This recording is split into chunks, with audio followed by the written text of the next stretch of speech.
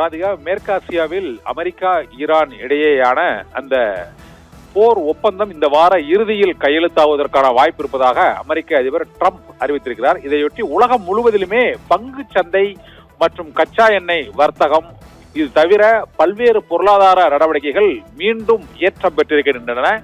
இந்திய பங்கு சந்தையில் சென்செக்ஸ் 75,527.95 என்ற புள்ளிகளில் இன்று நிறைவடைந்திருக்கிறது இன்று பங்குச்சந்தை. இதனால் முதலீட்டாளர்களுக்கு கடந்த 2-3 வாரங்களாக தொடர்ந்து இறங்கு முகத்தில் இருந்த பங்கு குறியீட்டு எண் இன்று 1695.41 புள்ளிகள், அதாவது சுமார் 2.30% அளவுக்கு உயர்ந்திருப்பதால் முதலீட்டாளர்களுக்கு இன்று ஒரு குறிப்பிடத்தக்க லாபம் கிடைப்பதற்கான வாய்ப்பு ஏற்பட்டிருக்கிறது.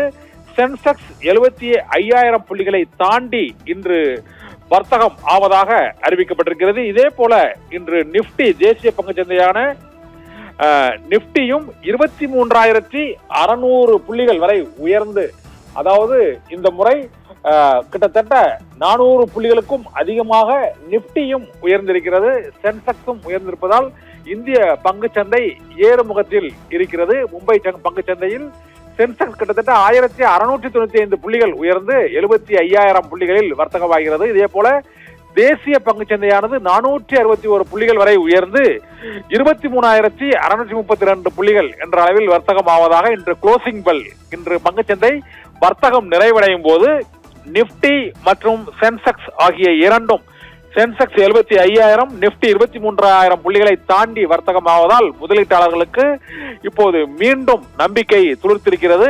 இந்திய பங்குச்சந்தை ஏறுமுகத்தில் தற்போது வர்த்தகமாகி இன்று நிறைவடைந்திருக்கிறது.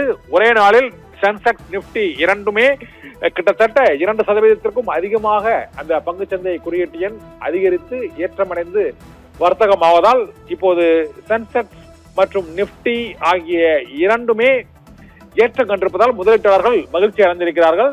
இந்த வர்த்தக நடவடிக்கைகள் சீரடைந்துள்ள சூழ்நிலையில் தங்கத்தின் விலை மற்றும் பங்கு வர்த்தகத்தின் நிலை, இது தவிர மற்ற வர்த்தகங்களும் இந்த போர் நிறுத்த அறிவிப்பால், ஹார்முஸ் நீரிணை போர் நிறுத்த ஒப்பந்தம் ஏற்பட்டுவிட்டால் ஹார்முஸ் நீரிணை மீண்டும் திறந்து விடப்படும். அப்பொழுது உலகம் முழுவதும் கச்சா எண்ணெய் விநியோகம் மற்றும் சிலிண்டர் தட்டுப்பாடு நீங்கும்.